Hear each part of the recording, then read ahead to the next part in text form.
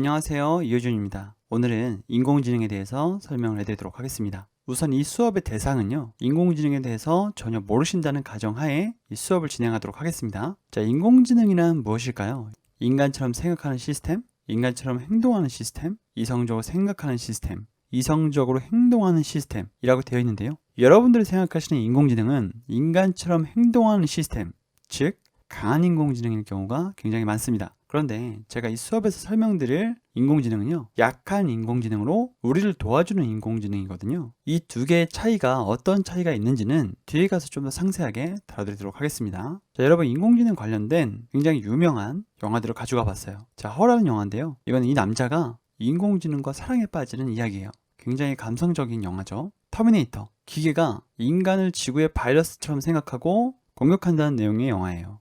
업그레이드, 인공지능이 계속 발달해서 한 회사에서 개발한 인공지능이 사람에게 인식되어 세상 밖으로 나간다는 얘기입니다. 자, 이 세 개 다 모두 다 강한 인공지능이에요. 제가 말씀드리는 인공지능은 IBM의 왓슨, 그러니까 이미지를 인식받아서 또는 진료 기록을 받아서 이 사람의 병명이 무엇인지 정확하게 진단을 내려주는 시스템, 하지만 의사를 도와주는 역할로서 하는 시스템인 거죠. 자, 인공지능 변호사 또는 알파고, 자, 앞과 뒤의 차이가 무엇일까요? 지금 IBM의 왓슨이나 인공지능 변호사나 알파고 같은 것들은요, 자신의 의지를 가지고 있지 않죠. 자, 또한 여러분, 인공지능 변호사와 일반 변호사와 법률 대결을 펼친 적이 있어요. 뉴스로도 굉장히 대서특필된 사건이 있었는데, 인공지능 변호사가 월등하게 법률 해석을 잘 했습니다.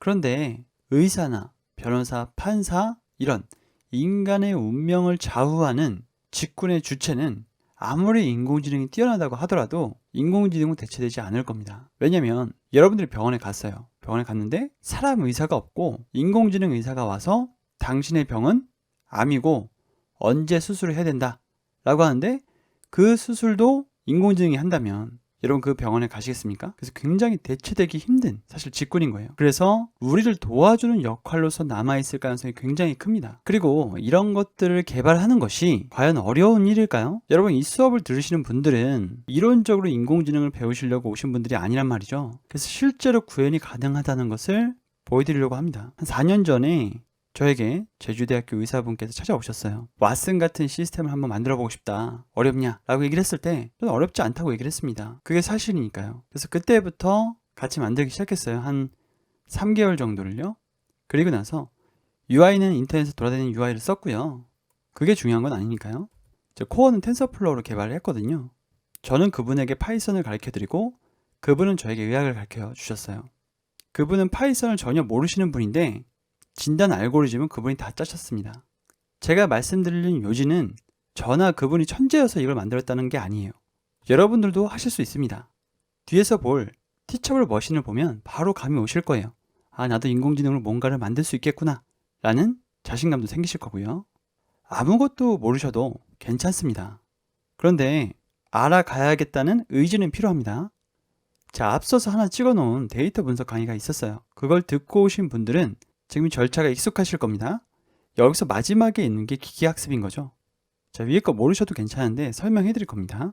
위에서 언급해 드린 의료 인공지능부터 얘기를 한번 해보도록 할게요.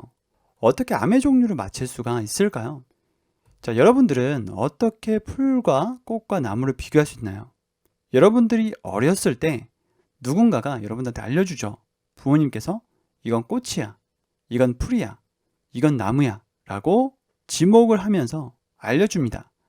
그럼 여러분들은 다양한 상황 속에서의 꽃, 다양한 상황 속에서의 풀, 그리고 다양한 종류의 나무를 보면서 그것들을 구분할 수가 있게 되는 거죠. 특징이 남고 수많은 반복 학습을 통해 구분 짓게 되는 거예요. 자, 그런데 컴퓨터도 이렇게 학습할 수 있습니다. 아래 사이트에 들어가 볼 건데요. 티처블 머신이라는 사이트입니다. 자, 구글에서 티처블 머신이라고 검색을 해주시고요. 저는 클릭해서 들어가도록 하겠습니다. 따로 로그인은 안 해주셔도 되고요. 여기에 Get Start를 눌러주세요.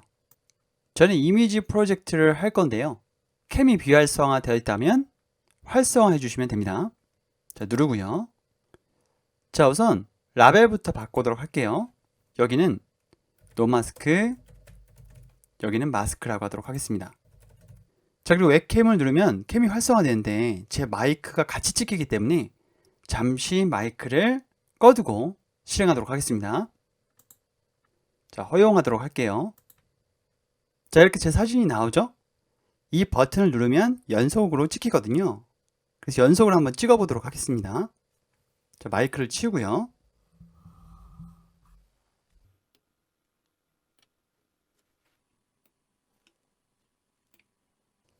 자, 지금 마스크를 쓴 모델과 마스크를 쓰지 않은 모델을 둘 다 영상을 찍었습니다. 이제 모델을 학습시키도록 할게요. 트레인 모델 눌러주세요. 자, 다른 탭으로 가지 말라는 경고창이 뜨죠? 그대로 두도록 하겠습니다.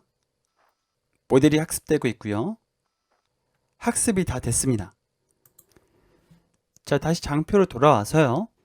여기 프리뷰에 보시면 익스포트 모델이 있어요. 이걸 눌러주게 되시면 여러분들이 앞서 말씀드린 꽃과 풀과 나무를 비교할 수 있는 그 판단 기준, 그러니까 판단 계산식이 다운로드가 되는 겁니다. 그 코드를 사용하시기만 하면 돼요. 이그젠플도 같이 제공하고 있죠. 여러분 이렇게 생각하실 수도 있어요. 이 코드를 내가 다 이해 못하는데 이걸 어떻게 내가 믿고 사용할 수가 있지? 근데 여러분들 자동차를 운전하실 때 자동차의 엔진까지 다 뜯어보시면서 신뢰를 얻나요? 그런 건 아니죠. 여러분들은 지금 인공지능을 사용하는 입장에 있는 거예요. 그래서 복잡한 수식은 인공지능 전문가에게 맡겨도 됩니다.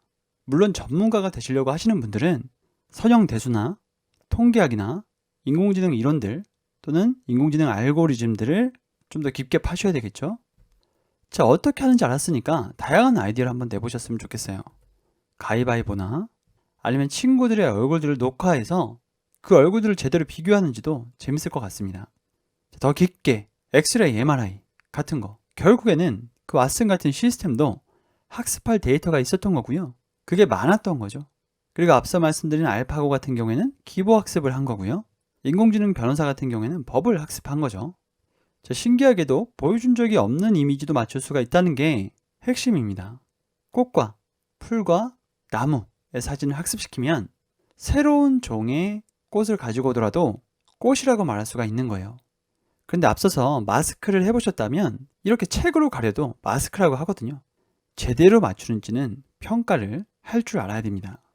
자, 이러한 다양한 예제를 보고 싶으신가요? 그러면 이 페이지들을 참고해 주세요. 인공지능이 그림을 그리고 음악을 연주하고 춤을 추고 심지어 가짜 뉴스도 만들어냅니다. 원리는 같아요. 학습 기반입니다. 머신러닝 조금 이해가 되시나요?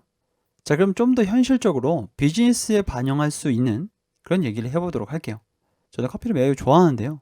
회사에는 커피 머신이 있고 원두도 세계 바리스타 1등 하신 분께서 로스팅 하시는 원두를 사 먹습니다.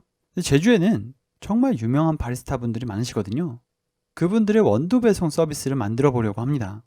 제 서비스가 안정화돼서 원두 판매량이 톤으로 이렇게 계산이 나왔다고 해볼게요. 그럼 저는 알고 싶은 거예요. 8월 8일 날 어느 정도의 원두가 판매될지 그걸 예측할 수 있다면 신선한 원두를 공급할 수가 있겠죠.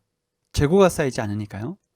자, 여기서 이 테이블에서 로우 값, 그러니까 행을 관측치라고 하고요. 컬럼, 열을요, 특성이라고 합니다. 그리고 원두 판매량에 영향을 미치는 것들을 다 독립변수라고 부르고요. 내가 알고 싶은 결과를 종속변수라고 얘기합니다. 그래서 보통은 독립변수는 원인, 종속변수는 결과라고 얘기를 하는데요. 이렇게 말하는 것은 100% 올바른 표현은 아닙니다. 앞서 데이터 분석 강좌를 보고 오신 분들께서는 상관관계가 인과관계가 아니라는 것을 아시죠? 데이터는 데이터일 뿐이에요. 여러분들이 그 테이블을 만드셨으면 그 테이블은 그냥 테이블일 뿐이지만 그걸로 예측을 할 수 있다면 얘기가 달라지죠. 인공지능으로요. 그런데 이게 뜬구름 잡는 얘기가 아니라 여러분들도 충분히 코드로 만들 수 있는 수준의 코드입니다. 여러분들이 자동차 엔진을 뜯어보지 않고도 운전을 하시는 것처럼요. 예측을 좀 더 정확하게 하고 싶다면 더 많은 데이터를 확보해야 합니다. 더 많은 유효한 독립변수를요.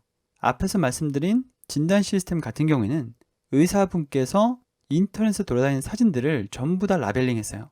엑스레이 사진이나 MRI 사진을 다운로드 받아서 그게 어떤 종류의 병인지 다 분류를 하신 거죠.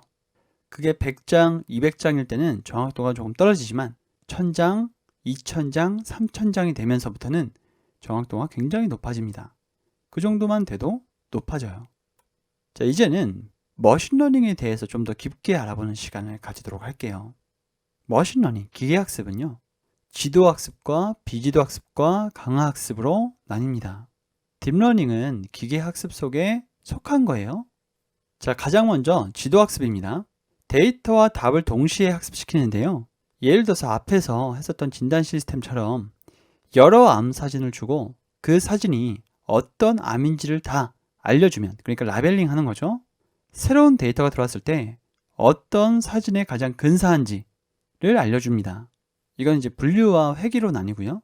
비지도 학습 같은 경우에는 데이터는 있지만 답을 함께 주지 않습니다. 예를 들어 동물 사진 수십만 장을 준다면 따로 답을 주지 않아도 알아서 분류를 특징에 맞게끔 한다는 거예요. 강화학습은 행위에 대한 보상을 주면서 학습을 시킵니다. 예를 들어서 탁구 기계를 학습시킨다고 생각을 해볼게요. 그러면 탁구 기계에서 공이 날아왔을 때 로봇이 일단 쳐봅니다. 쳐보고 공이 바깥으로 나가면 리워드가 마이너스가 되는 거고, 공이 안쪽으로 잘 들어가면 보상이 들어가는 거죠. 이것을 1000번, 10,000번 해본다고 생각을 해보세요. 그러면 이 리워드가 쌓여감에 따라서 학습되는 학습 결과를 로봇이 체득하게 되는 거죠. 자, 머신러닝 알고리즘과 키워드를 뽑아놨습니다. 더 알고 싶으신 분들은 각각의 키워드를 가지고 공부를 더 해보시면 좋을 것 같아요. 자, 여기까지 인공지능, 특히 머신러닝에 대한 강의를 마치도록 하겠습니다. 감사합니다.